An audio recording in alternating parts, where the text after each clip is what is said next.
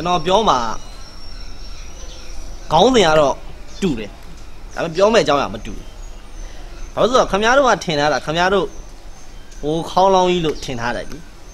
ကျွန်တော်အဲ့ဒီခေါင်းလောင်းကြီးကြောင့်ပြောမှာမဟုတ်ကျွန်တော်ပြောမဲ့ကိစ္စကကျွန်တော်တို့ဘိုးစဉ်ပေါင်ဆက်ထိမ့်သိမ့်လာတဲ့ခေါင်းလောင်းပြောရရင်ကျွန်တော်အဖိုးရဲ့အဖိုးလောက်ဖြစ်မယ်အဖိုးရဲ့အဖိုးရဲ့အဖိုးပေါ့ဗျာသူတို့ကရွာမှာ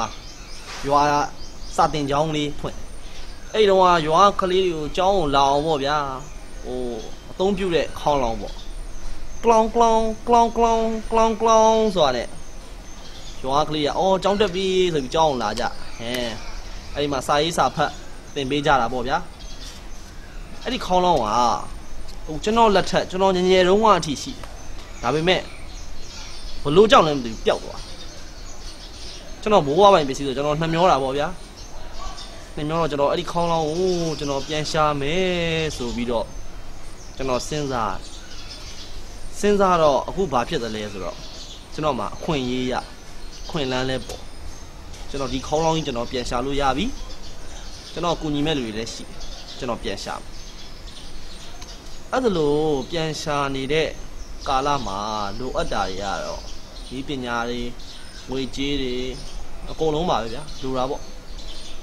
ကျွန်တော်အဲ့ဒီခေါင်းလောင်းကိုကျွန်တော်ဒီပညာကူညီနေယူမယ်ငွေကြေးကူညီနေယူမယ်ကျွန်တော်ခေါင်းလောင်းကိုကျွန်တော်ပြန်ရှာမယ်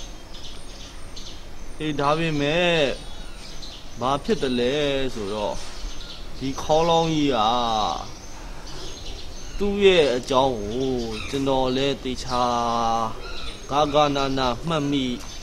ဒါအနှဲငယ်ပဲမှတ်မိတော့တယ်နောက်ပြီးတော့ဘလို့ဖြစ်လဲဆိုတော့ကျွန်တော်ကိုယ်တိုင်လဲဒါကြီးကိုပြန်တွေ့မလားမတွေ့မလားဆိုတာ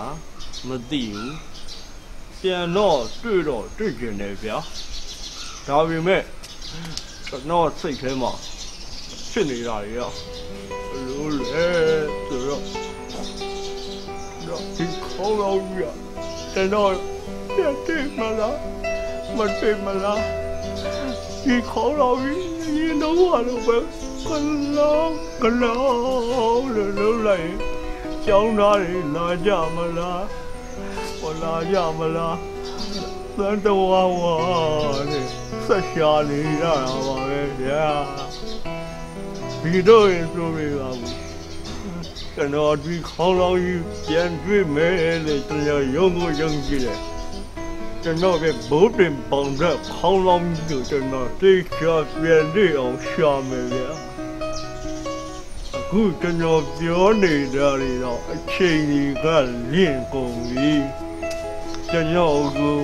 ဘုဗတ်နာမှာခေါင်းလောင်းရှာကိုစောင့်နေကြပြီကျွန်တော်တွားရှာရမယ်ကျွန်တော်အားလုံးခေါင်းလောင်းတွားရှာပြီနော်နောက်ဆက်တယ်တော်ရဟဲ့